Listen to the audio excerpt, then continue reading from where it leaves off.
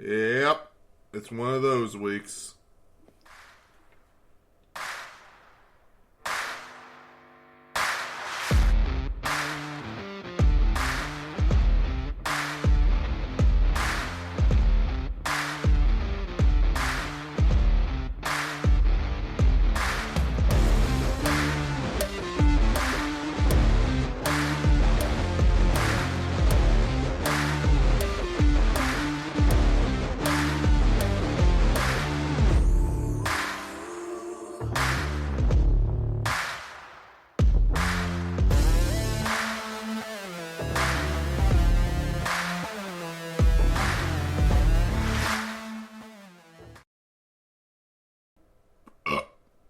How's it going, everybody? I'm the big guy. I'm the best there is, the best there was, the best there ever will be. There have been none before me, and there'll be none after me. Therefore, I am the one and only Jake Covey, and welcome to Wrestling Made Simple. I'm gonna finish this beer real quick.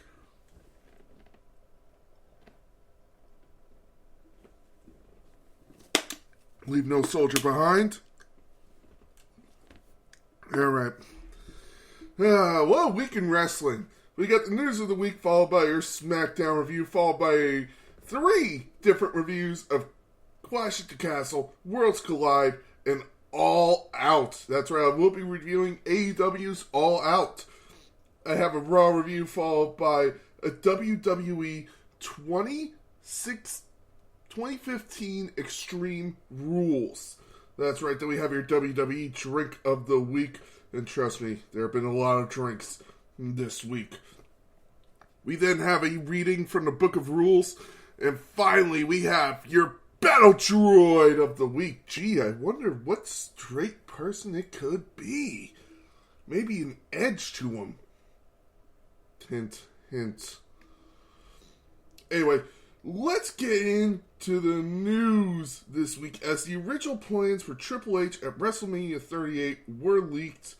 Apparently, he was supposed to wrestle Gable Stevenson and really help push him forward, but unfortunately, his heart problem ended any chance of that happening, so Gable Stevenson never got his WrestleMania match, and apparently he has been pushed back in WWE. There's really no talk of him at all right now in WWE, so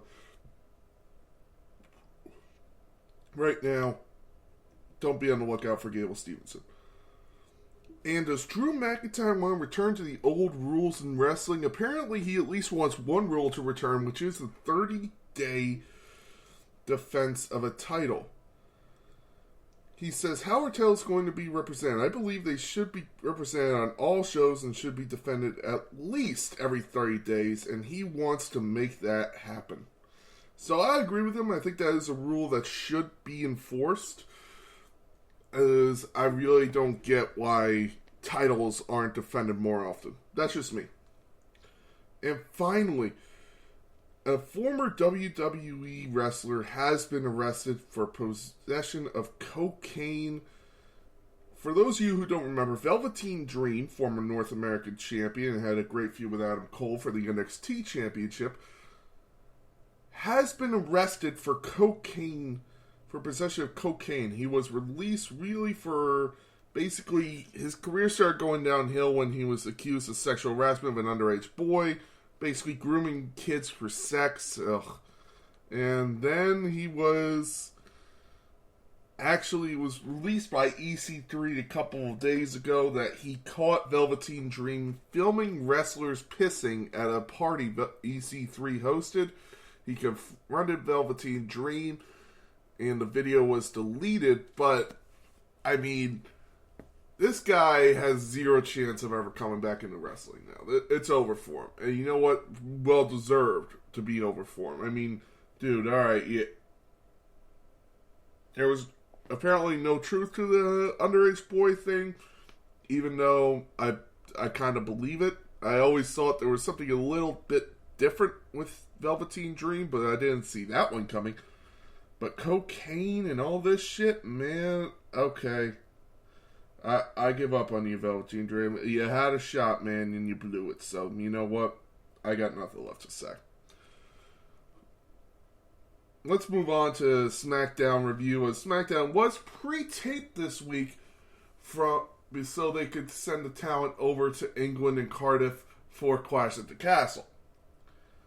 Viking Raiders kicked off the show with the New Day in a Viking Rules match, which is basically a Falls Count Anywhere, no DQ match. Very cool match to see. They really put all their work into this. They actually had a big Viking ship on the front of the ring, which I really thought was cool.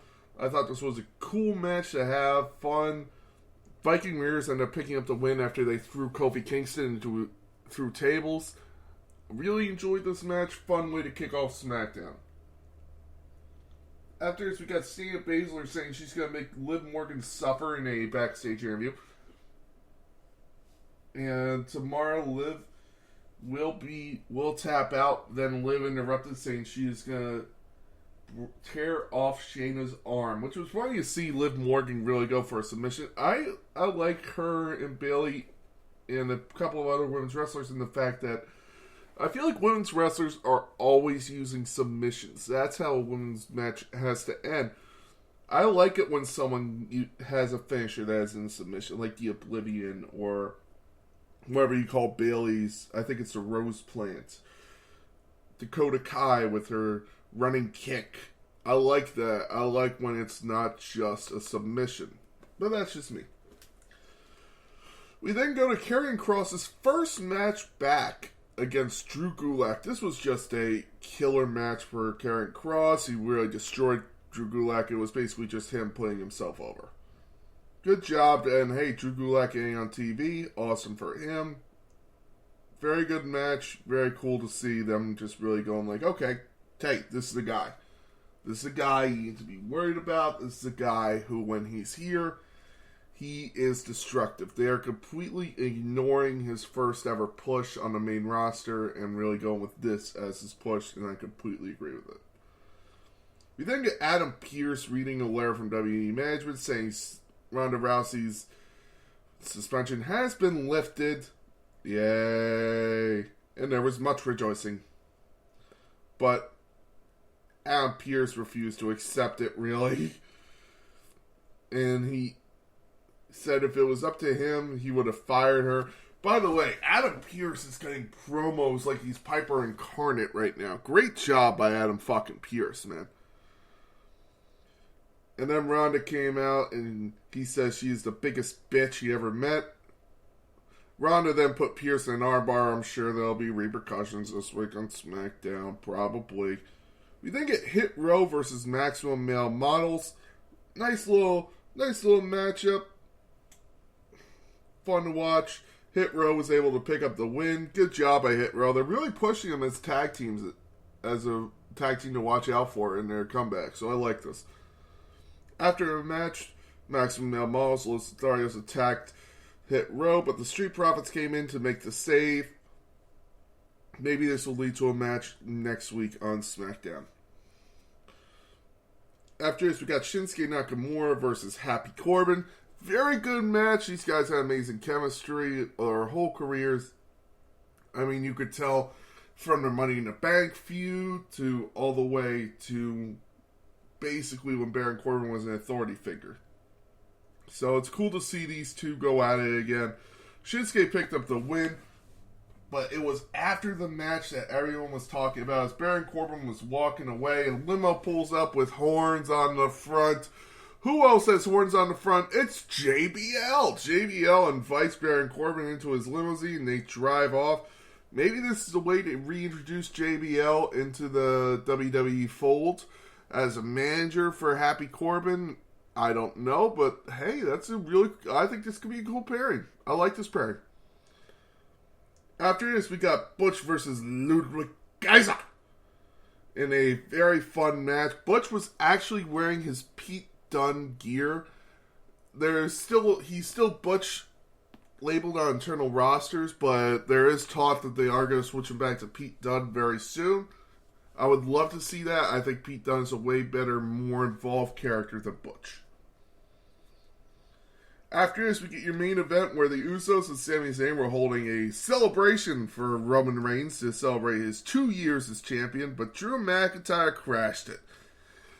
Roman Reigns gets out of his Escalade, and Drew McIntyre hits him with a Claymore, and then comes to the ring and lays everyone out. He put Jay through the barricade with a spear, and then says he's going to take Roman's head off at Clash at the Castle. So, very fun SmackDown to send it back. I wish the results hadn't been leaked before, but it still was a fun match, you know? Let's move on to Clash at the Castle. I watched this live. I actually smoked a brisket for this. It was fun. 1 p.m. pay-per-view. I really enjoyed actually having a pay-per-view at 1 p.m. And by the way, the crowd was so into this, and I completely believe WWE, it's time.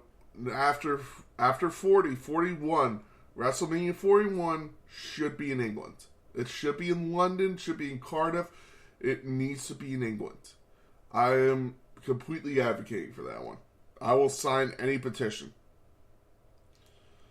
Let's move on to the review, though, as 62,000 people filled the stadium. I believe it was Principality Stadium in Cardiff, Wales, for this event. 42 different countries were represented. And it kicked off with the pre-show, the Street Profits and Madcap Moss versus Alpha Academy and Mr. Money in the Bank. Austin Theory was announced as Austin Theory. Cool to hear that. I'm very happy that Austin Theory's got his name back. I love what Triple H is doing, man. Triple H, fucking awesome. He gets all the props in the world for this. Street Profits and Madcap Moss were able to pick up the win after a splash to... I'm trying to remember... Yes, it was to Gable. Street Profits pick up the win. Bravo, Street Profits and Madcap Moss for picking up the win. And then we went on to the main show where Damage Control, which is Bayley's new faction of Bayley, Dakota Kai, and Io Sky, were able to pick up the win over Bianca Belair, Asuka, and Little Miss Bliss. I've learned my lesson. Haha. Ain't get me this time. And Bayley actually pinned Bianca Belair in this match. That's shocking. Bianca Belair hasn't been pinned in over 300 days going into this match, so they may be making the way for a feud later on between Bianca Belair and Bayley. We then get what I truly believe is the match of the night. Gunther versus Sheamus for the Intercontinental Championship. That was a match and a half. By the way, Gunther also came out with Giovanni Vici and Ludwig Kaiser reforming Imperium. Now, Triple H is bringing everybody back. I wouldn't be shocked if they bring back Alexander Wolf for this run for Imperium. I would love to see it. I would love to see Imperium get fully together. That's just me. Anyway, Gunther and Sheamus had match of the night. It was not a technical masterpiece. It was a brawl. It was a fight. I loved it. I literally sat there and said, this might be the best Intercontinental match I've ever seen. They tributed Bret Hitman Hart, who was in the crowd for this match. He was in the crowd for this show, so I think all those rumors of Bret signing a new contract with WWE is true. And it was just unbelievable. I can't do this match enough justice. God, it was Bret and Bulldog incarnate, man. This was an amazing match. Gunther ends up picking up the win.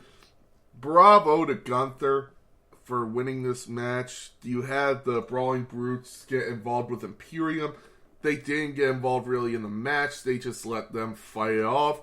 And as they're fighting, Gunther and Sheamus are just staring each other down. I loved it. Awesome match. Bravo. WWE nailed it with this match. After this, we get the SmackDown Women's Championship, Liv Morgan versus Shayna Baszler. This was kind of probably the least exciting match of the night, but still a very good match. Liv Morgan was able to defeat Shayna Baszler after hitting the Oblivion. Shayna Baszler was showing an aggressive side to her. Both were going for submissions, very fun to see, but at the same time, Liv Morgan winning with the Oblivion was the right call. And then we get Edge and Rey Mysterio versus Judgment Day. Finn Balor and Damian Priest with Rhea Ripley on the outside and Dominic in the corner of Rey and Edge.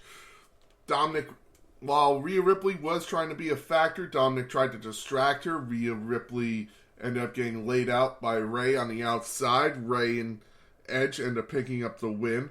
But it was after the match is what everyone was talking about, as Dominic Mysterio came into the ring to celebrate and kicks Edge right in the balls. Very funny to see that. I love that. He then actually, people were really talking about that he actually mimicked Eddie Guerrero. If he put his hand on Rey's shoulder, he's like, hey, I do love you, I love you, I love you. And then clothesline him like Eddie Guerrero did when he turned on Rey to start their feud. Very funny to see that. I enjoyed that. People pointed that out on Twitter. Bravo to you. I didn't see it, but once I saw it, you can't unsee it. So Dominic Mysterio has officially turned heel, and I'll get to that in my Raw review. We then get Seth Rollins versus Matt Riddle.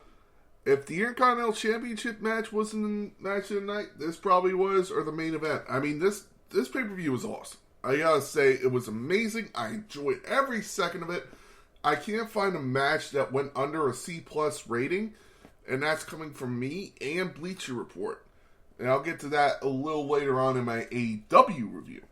But Seth Rollins and Matt Riddle, they just went all out, and it makes me think that Extreme Rules, there will probably be a rematch, because we will probably see Seth Rollins and Matt Riddle in a street fight. There was a steel chair almost involved, which actually cost Riddle the win. Seth Rollins was able to hit the stomp and pick up the win over Riddle. Seth Rollins had the whole stadium singing his song. Awesome to see Seth Rollins in this position, man. There's no question in my mind he is going to be world champion again soon. And then finally, we get your main event. Roman Reigns versus Drew McIntyre. By the way, Drew McIntyre also came out to Broken Dreams. He had Broken Dreams in his promo. That was awesome to see. I love Broken Dreams as a song. Cool to see Drew McIntyre come out for that. Really made me smile. And then we have Roman Reigns come out. There's no bloodline as the Usos are not medically cleared, and neither is Paul Heyman to come after that F5. So it's just Roman Reigns versus Drew McIntyre, and they put on a fight, man. It was a clash at the castle. You guys listen for that comedy. That's why I'm trying to give it to you. But anyway, Roman Reigns really put up a great fight. He was able to actually kick out of a Claymore, but then Drew was able to hit another one, and as he's going for the pin, 1, 2, 2.5, the referee gets pulled out by someone in a hood. Who is it? Solo Sikoa has made his main roster debut and has joined the Bloodline. Everyone knew he was coming to the Bloodline, but no one thought he'd be right there yet. Awesome to see Solo Sikoa in the main event. As this happens, Austin Theory's music hits. I laugh. By the way, I wish my stepfather and my mother were here so I could say, so they could attest to it. Austin Theory comes down to cash in his Money in the Bank contract, and there was Tyson Fury in the front row. Just BAM! Austin Theory's down, knocked out cold. I laughed my ass off for a solid 2 minutes. Roman Reigns finally hits a spear. 1, 2, 3. Roman Reigns retains the title. I did not see that coming. After the match, you had Tyson Fury come into the ring and sing American Pie, which I love. That song's awesome. Tyson Fury sings it after every win he has in a fight. He's sang it after all the Deontay Wilder fights. So, he's saying after his last fight, which seems to be his last fight ever, as he says he's retired. I doubt he will. He'll probably come back and fight Usyk. But it was awesome to see him in the ring with Drew McIntyre. Very fun. Awesome pay-per-view. If I had to give it a letter grade, it'd probably be B+, if not an A-. Great pay-per-view. Fun. I really enjoyed it. Let's move on to the NXT Worlds Collide. as NXT Worlds Collide kicked off with the North American Championship match, Carmelo Hayes versus Ricochet. What a clash of styles here, man. Carmelo Hayes and Ricochet really went at it, giving each other all their high-flying moves they had. Carmelo Hayes picks up the win over Ricochet. Great match to kick it off. Worlds Collide riding the high of Clash at the Castle. Really tried to keep the momentum going, and they accomplished that with the first match. The second match, though, that was a little weird, as it seems that Diamond Mine has broken up in WWE. That's right, so Diamond Mine was defending their NXT championships against Pretty Deadly, and the Brooks Jensen and Josh Briggs for the new United NXT Tag Team Championships. So, Josh Briggs gets knocked out first. It's an elimination match. So now it comes down to the Diamond Mine. And then, this is what was weird. So, you had Damon Kemp at the ringside, and then he hits the Creed brothers with a steel chair. Huh. I guess he's out of Diamond Mine. I guess he's leaving Diamond Mine, since I guess he was also... Roderick Strong was laid out earlier in the night, so I guess that their Diamond Mine is splitting. Pretty Deadly picks up the win and becomes your new NXT Unified Tag Team Championships. You then get a little backstage segment between Tony D'Angelo and Cameron Grimes, where he offered Cameron Grimes a little biscotti and given an offer to join basically Tony's family, but Grimes passed, and I guess this is going to be a feud for a little while. After this, we get NXT Women's Championship match, unification matches. Mandy Rose defended her NXT Championship, and I can never say her name right. Mikio Satomura, I believe I said that right. Whoa. Defended her NXT UK Women's Championship, while Blair Davenport was there as well to make it a triple threat match. Mandy Rose was actually able to pick up the win, so put some fucking respect on Mandy Rose's name, ladies and gentlemen. Mandy Rose was a good match. I enjoyed this match. Mandy Rose, since returning to NXT, has really worked on her in-ring prowess. I know I'm probably going to get some shit for this, but I think she's one of the best women in WWE right now. She's an amazing wrestler. She's doing great things with Toxic Attraction. Mandy Rose has really turned the corner for me, at least. I didn't think she was that good, but that's just me at first. Now she has something. We then get the NXT Women's Championship, Tag Team Women's Championship match as Katana Chance and Kane Carter defended their titles against Nikki Ash and Doudrop. There was a lot of main roster people coming in just to say, hey, let's give you guys a chance to defend all the titles. Chance and Carter were able to pick up the win with a little help from Gigi Dolan and Jacy Jayne. I wonder what this means. Is Toxic Attraction going back for the titles? I don't know. I would like to see them back on Toxic Attraction because I think Toxic Attraction is better with titles than without, but that's just me.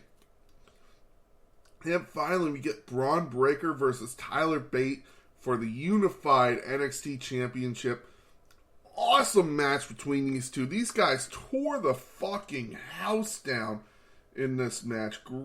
Great job by Braun Breaker and Tyler Bate. Really just showing up and giving everything they had and then some for the fans. You get Braun Breaker winning to unify the titles. NXT UK is officially done, and we will probably get the launch of NXT Europe in a month or two, but great show, riding the high off of Clash at the Castle. If I had to give the show a grade A, there wasn't a bad match on this show. And then to continue your weekend of wrestling, we move on to All Out. All Out was a fun show, and I'm not usually an AEW fan, but I'll give credit where credit's due when they have a good match. The show kicked off with, unfortunately, probably the worst match of the night. Sammy Guevara and Tay Melo defending their AAA Mixed Tag Team Championships against Ortiz and Ruby Soho. Sammy Guevara and Tay Melo would retain, but that's not the story coming out of this match, as Ruby Soho suffered a broken nose due to a botched move from Tay Melo. You know, I wonder how long Ruby Soho is going to be in AEW, because it just seems like shit like this is happening to her all the time. And it's not her fault she's getting injured. I mean, people are just botching moves on her. I don't know why. If I'm her, I'm like, why the fuck am I here? You guys just keep injuring me. That's just me. We then get Hook versus Angelo Parker for the FTW Championship. Hook was able to defeat Angelo Parker and pick up the win. Although, Parker and Matt Menard, got it right, of the Jericho Appreciation Society attacked Hook, who was Taz's son, after the match. But Action Bronson came in to make the save. Action Bronson is now all elite. He came to AEW on this pay-per-view. So really cool debut for him. And now you have a Hook retaining his FTW championship. I imagine Taz is very proud of his son. And then we move to what I think was the best match of the pre-show. Pac versus Kip Sabian for the AEW All Out Atlantic Championship. By the way, am I the only one who realizes Kip Sabian's just copying Cody Rhodes' paper bag thing? Just saying that.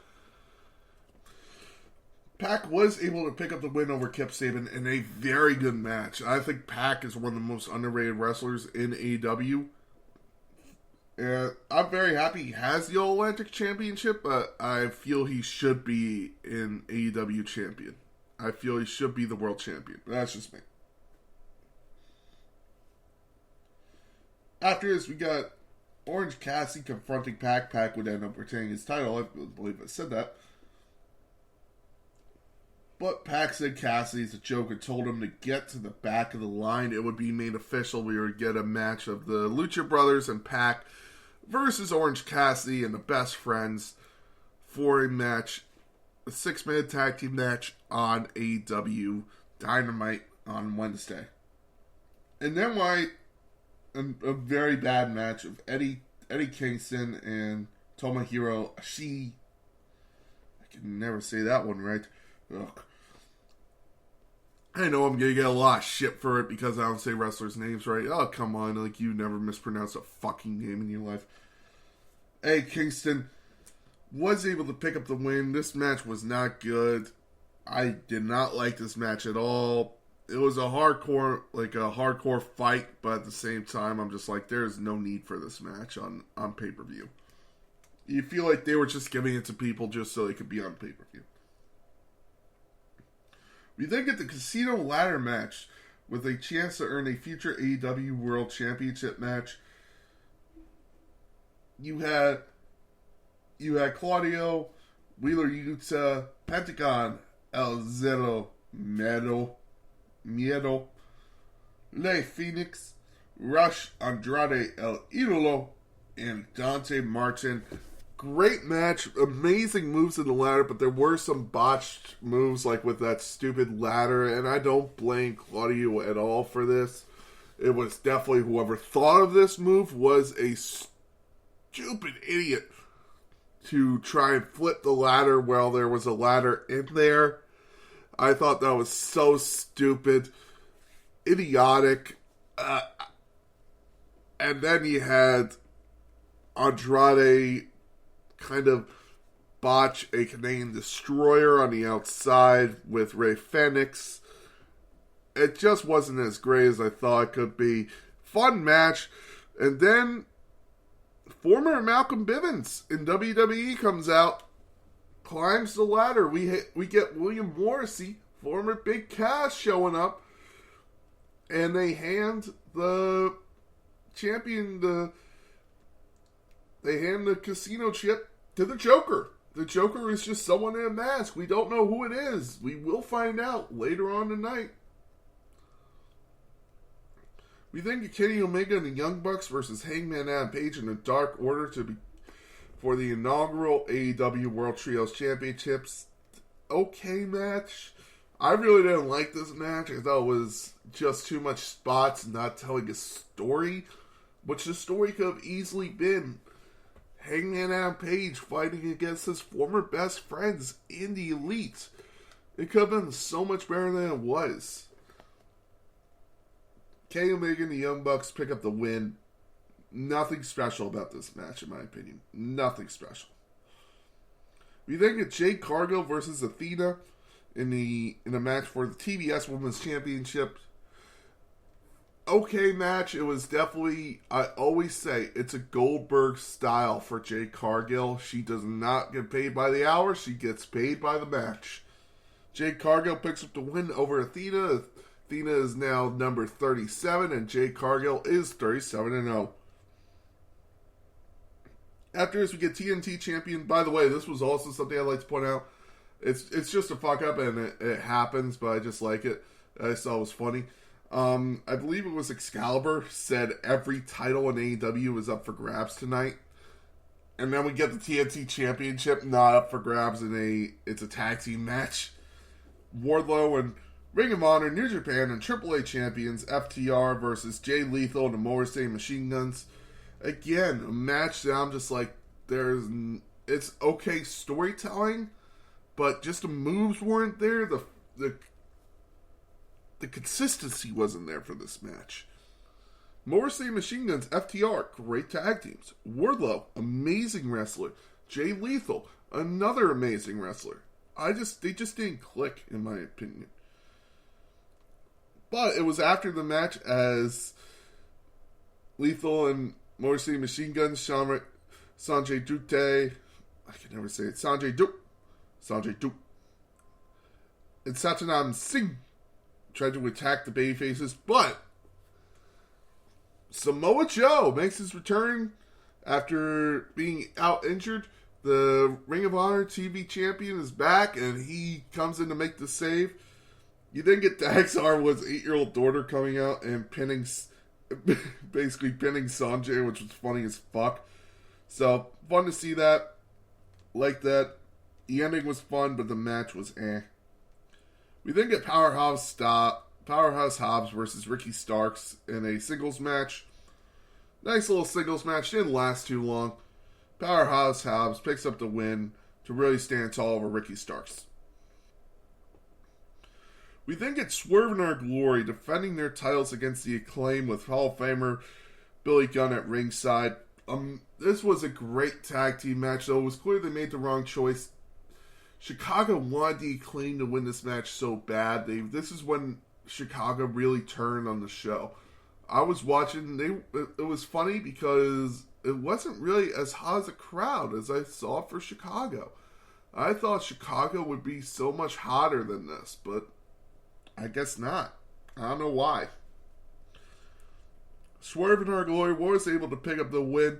Shout out to this. This was a great match, but the crowd really took me out of it.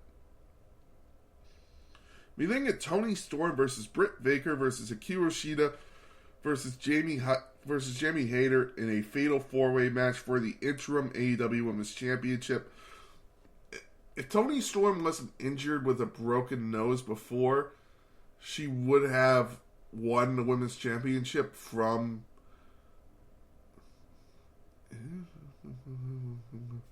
It's Thunder Rosa. Making sure I'm right. She would have won it from Thunder Rosa, but unfortunately she was injured, and now she's interim. I'm sure when Thunder Rosa comes back, she will beat Thunder Rosa and will be the Women's Championship. The Women's Champion. After this, we get the worst match of the night. Christian Cage versus Jungle Boy. It was just... This match was so stupid. You had Luchasaurus come out and attack Jungle Boy and the match lasts 20 seconds. Spear, kill switch, 1, 2, 3. Christian beats Jungle Boy in 20 seconds. Now, this is what I'm going with here for Bleacher Report. It took me a while for me to realize this. Is AEW works with Bleacher Report. That's where their pay-per-views come from. So I no longer go by Bleacher Report's grades because I'm sure there is probably a little bias. And hell, I'm biased towards WWE. I have no problem admitting that. But it took me a while to realize that. I'm like, oh yeah, huh. So I'm not trusting AEW's and WWE's grades from this. I thought Clash at the Castle was a better show. But at the same time, I will give them this, that they did judge this show fairly. So, well, I'll take it with a grain of salt of Bleacher Report's grades. At the same time, if they judge it fairly, that's fine by me. Just judge it fairly, Bleacher Report. That's all I ask. We then get Lionheart Chris Jericho versus the American Dragon, Bryan Danielson. In a very good match. Really enjoyed this match. Fun. Lionheart Chris Jericho ends up picking up the win over Bryan Danielson. I thought that was match of the night, by the way. It was a great match. Really enjoyed it. We then get Sting, Miro, former Rusev, and Darby Allin versus House of Black, Malachi Black, Buddy Matthews, and Brody King. Awesome match. This was a great six-man tag. Really thought it was fun. It was different. And it was a good match, not great, but I definitely did enjoy this match. Definitely did enjoy it. So, six-man tag, Sting, Darby Allin, and Miro pick up the win as Darby Allin hits the coffin drop on Malachi Black. Malachi Black got split open pretty bad over his eye. I was wondering how the fuck could he see anything in his eye. I had no clue. So, by the way, after this match, Malachi Black did hug House of Black and bow to the crowd, blew a kiss, and walked out. Apparently, maybe this is the end of Malachi Black in AEW. He might be going back to WWE. I don't know, but it wouldn't shock me. And then finally you get your main event, which was lackluster for me to say the least.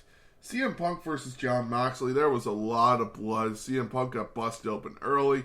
The crowd was kind of against CM Punk and more for Jon Moxley. That's saying something in Chicago. Jon Moxley flipping off the crowd every chance he gets. I like that there are more attitude. Stone Cold Steve Austin did it once, twice a show.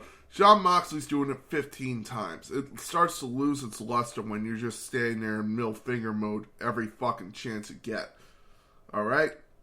Time to stop saying fuck every other fucking sentence. I mean, fucking that kind. I'm kidding. CM Punk was able to pick up the win after 2 go-to-sleeps to Jon Moxley. And as he's standing tall over Jon Moxley, sympathy for the devil plays. You get CM Punk saying he's an old video of CM Punk in Ring of Honor. And then you get a voicemail from Tony Khan saying this guy doesn't even need to sign an extension. He will be put in the Casino Royale match. He will be the Joker. And then the Joker from the match comes out, pulls off his mask. It's MJF. MJF is back in AEW.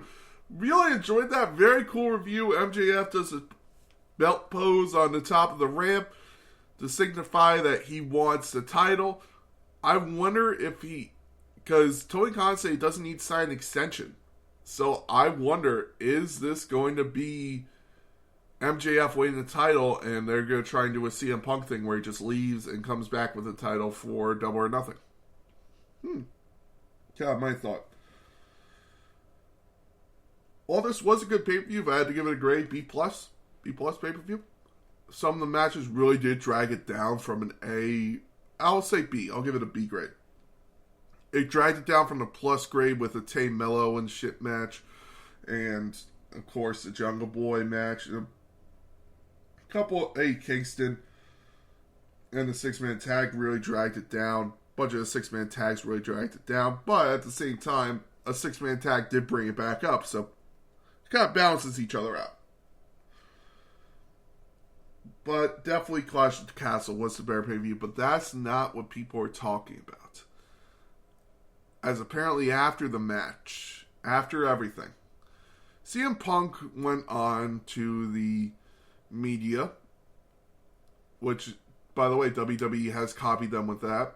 It was a great idea by AEW to do the media appearances after, like do the press conferences and all that shit. So, bravo AEW came up with an amazing idea for this one. After the matches, CM Punk called out EVPs, Matt Jackson, Nick Jackson, the Young Bucks, and called out Hangman Adam Page, Kenny Omega, Colt Cabana, talked all this shit about them, then went backstage, and as they try to confront him, he starts a huge brawl with Johnny Ace as well, with Ace Steel, and it was actually during the media where you see, apparently Chris Jericho's one of the people to intervene, but Chris Jericho is about to go backstage, and as he hugs Tony Khan, he says, hey, some shit went down. So I'm sure that was the first time Tony Khan heard about it because he didn't have his phone with him. But Chris Jericho telling him, he's like, yeah, I'll be back there in a minute, Chris. Tony Khan sold it well. Bravo Tony Khan. That was the smart way to do it. But I'll get more into that later on in a couple of reviews. But that was unfucking believable. Definitely something that shouldn't have happened.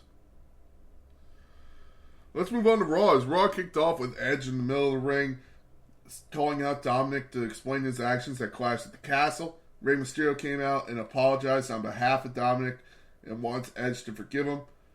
Edge said that Dominic can stand up for himself. And then we get Rhea Ripley coming out with the fucking line of the night of, she said, when I found him, he was just a boy, but I made a man out of him. Everyone was posting like, oh, they really did. They really, really did Eddie Guerrero here, didn't they? I thought that was fucking hilarious.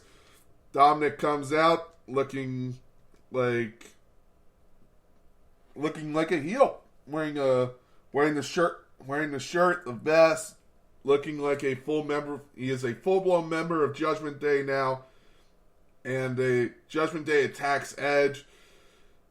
As Rey tried to get involved, Dominic stops him. He clotheslines him. I thought that was awesome. Cool to see Dominic as a heel. I really am liking this heel turn so far.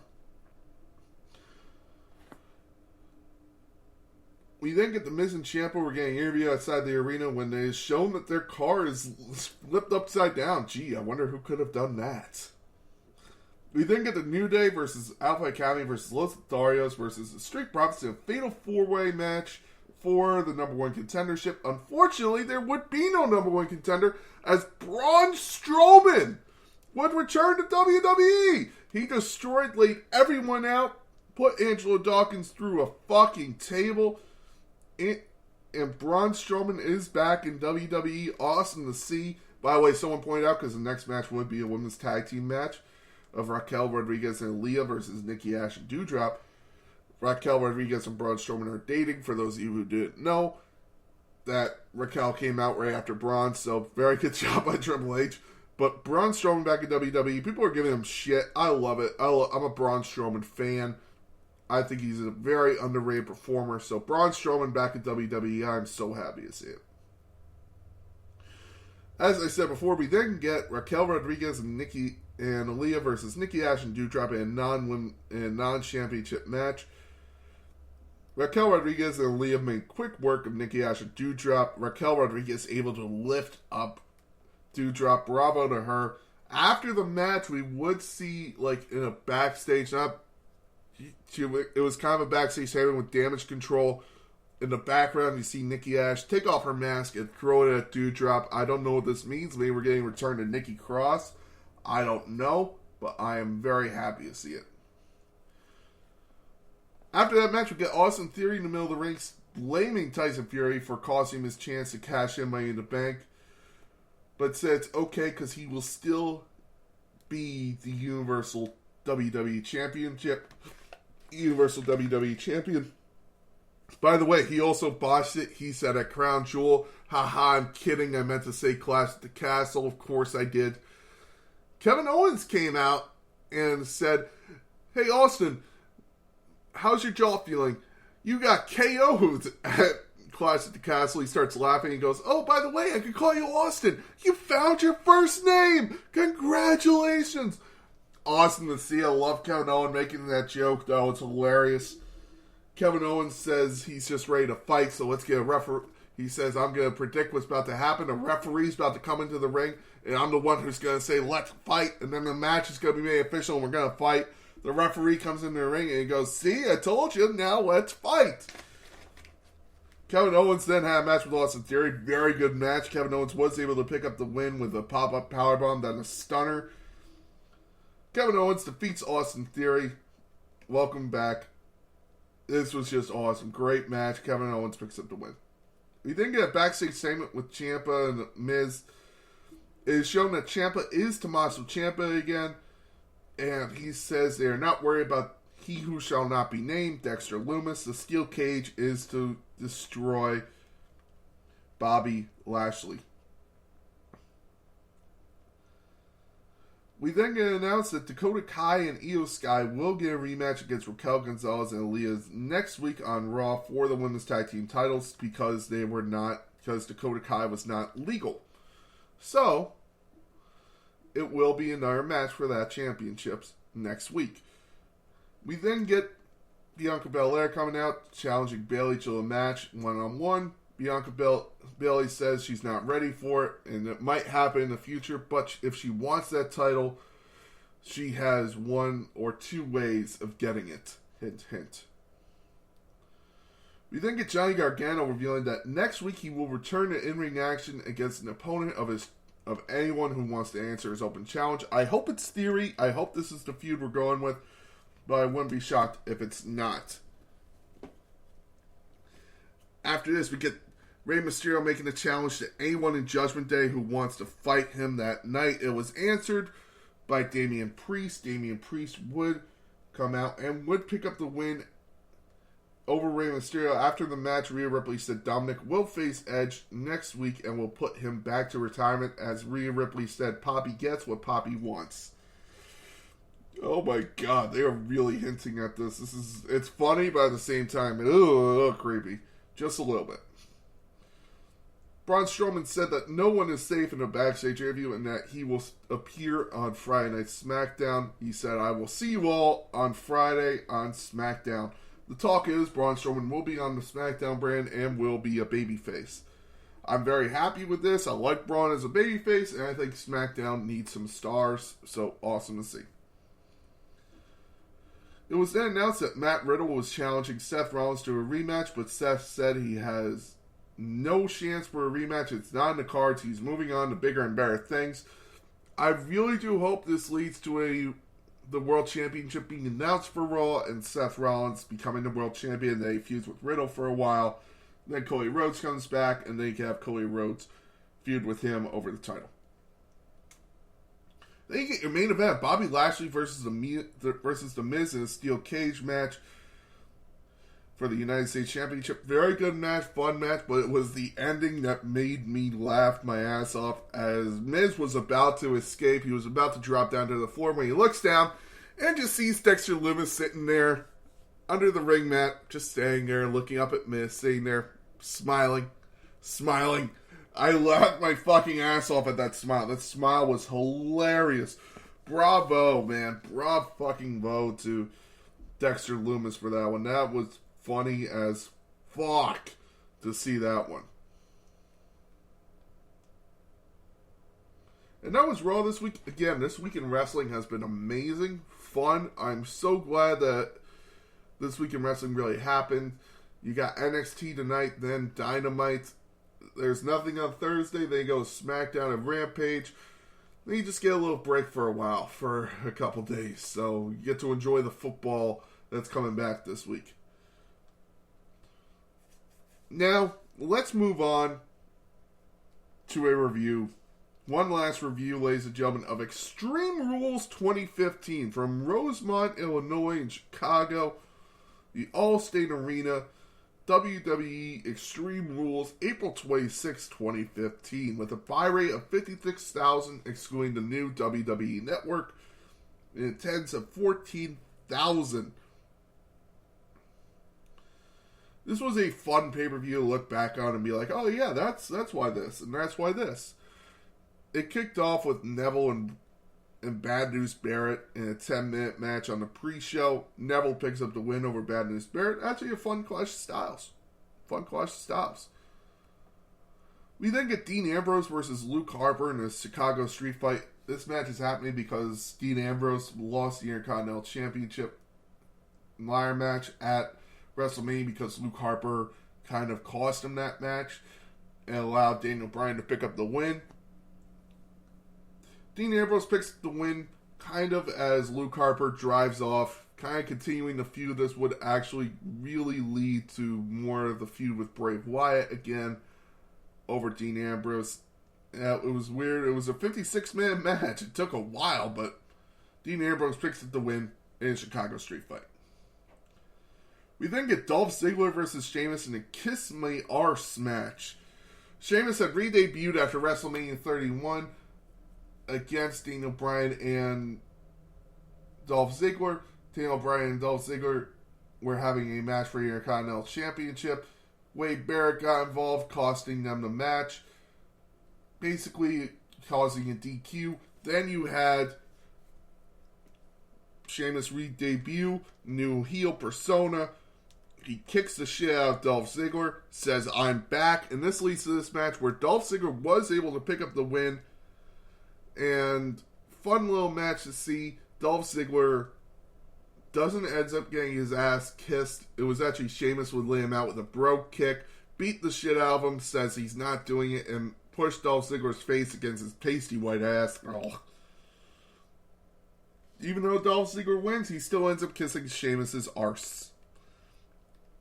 After this, we get the New Day versus Cesaro and Tyson Kidd for the Tag Team Championship. Cesaro and Tyson Kidd were champions at the time, but the New Day would end up picking up the win after you would have Kofi Kingston roll up Tyson Kidd and hold on. Actually, no, he rolled up Cesaro and held on to the shorts.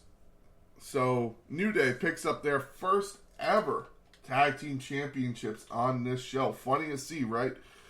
The New Day winning their first ever Tag Team Championships. We then get John Cena versus Rusev in a Russian chain match for the WWE United States Championship. By the way, this is also when you would have Luke Harper come back to the ring and you would have Dean Ambrose pick up the win. So this was a Russian chain match. Definitely different. You would never really see this stipulation again. A steel chain was fun to see for Cena because he really made his way with the chain gang. A steel chain would be tied to each one of them. It's basically kind of a four corners match when I think about it. Everyone had to touch an exact a single corner, so you would have Rusev tagging all the corners, then John Cena comes in. You'd have John Cena pick up the win, basically. John Cena picks up the win over Rusev to retain his United States Championship. He would hold on to that until SummerSlam, where he would lose it to Seth Rollins and then regain it at Night of Champions. After this, you get Nikki Bella versus Naomi in a singles match for a WWE Divas Championship. This would kind of be the end of the Funkadactyls, as the Funkadactyls would split between Naomi and Cameron, and Nikki Bella would pick up the win here in an 8-minute match. Really, Nikki Bella was a very big heel, not at the time, but she would become one really after SummerSlam, and she would go hold that title like a ring with Gollum, man. So that's funny. It's funny to see her as a heel now, looking at her, because everybody loved her as a babyface. And then we get Roman Reigns versus The Big Show in the Last Man Standing match. This would lead to The Big Show's kind of kick from the Authority, as he would lose to Roman Reigns here in the Last Man Standing match. Roman Reigns would pick up the win after spearing Big Show through a table.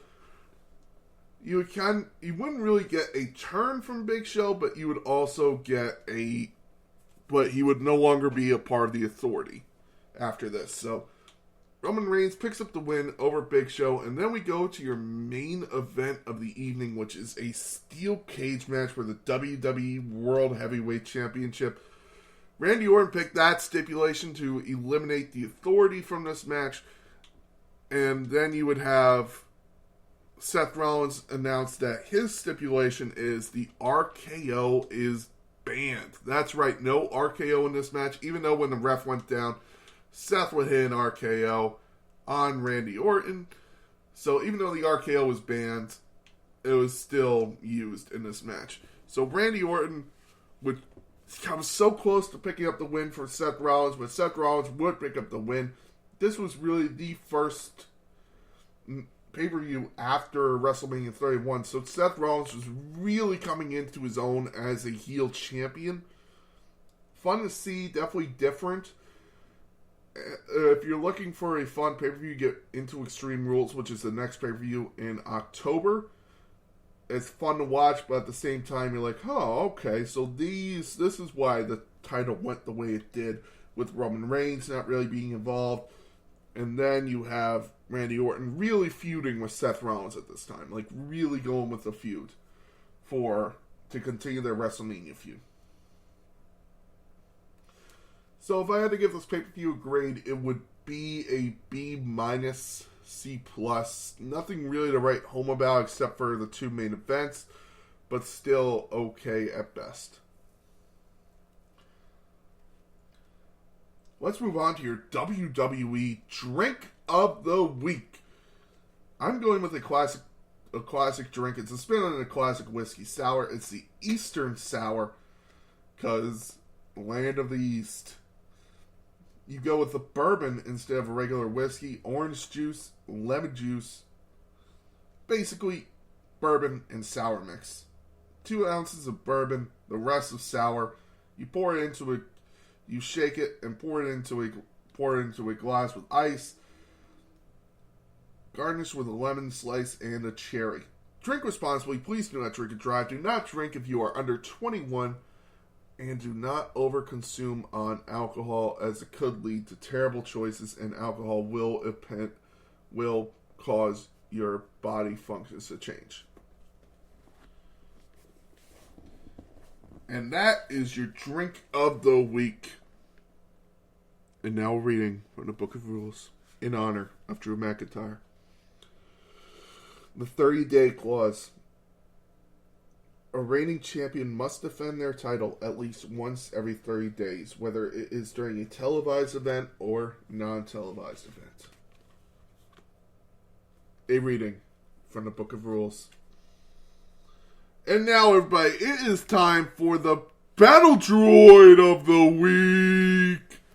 There's no question who my Battle Droid of the Week is. There is no fucking question in my mind. It's someone who completely deserves this award this week. You took a great pay-per-view and made it terrible because of you. Because of your actions after the pay-per-view.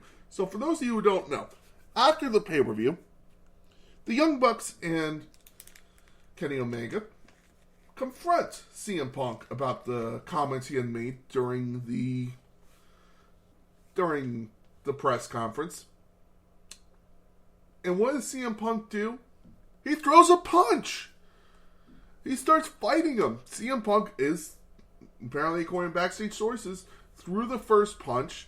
You had his fucking guy over there, Ace Steel, whatever the fuck his name is, fuck him, throw a chair at the Young Bucks, knocking out Nick. Why? Why would you do this, dude? Listen, I live by the line. Talk shit, get hit. I imagine the Young Bucks weren't too happy when you called them out. When you call them out on national television.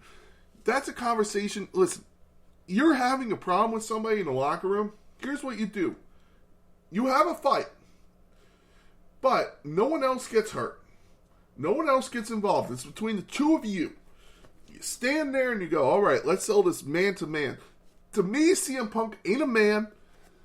This is what's happening. You had Cody Rhodes leave the company because of CM Punk. You're having the 3 people who make elite. You're taking the elite out of all elite wrestling. Because I won't be shocked if the Young Bucks and Kenny Omega leave. I won't be shocked if Colt Cabana leaves. I won't be shocked if you have Hangman Adam Page leave because of this. probably Eddie Kingston, Jon Moxley. I wouldn't be shocked at all. And probably CM Punk should be and deserves to be fired if this is real.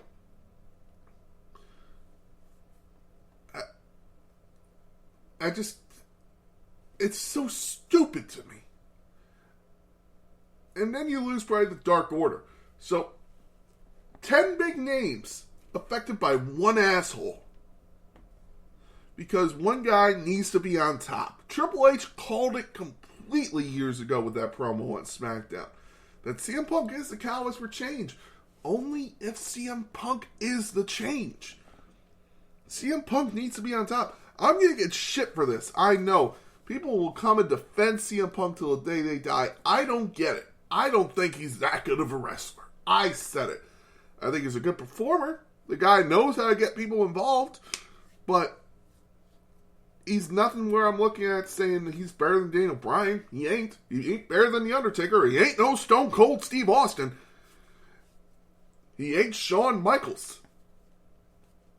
This guy is going to cause the destruction of AEW faster than anyone thought could happen. And you know what? Triple H is going to end up buying the company.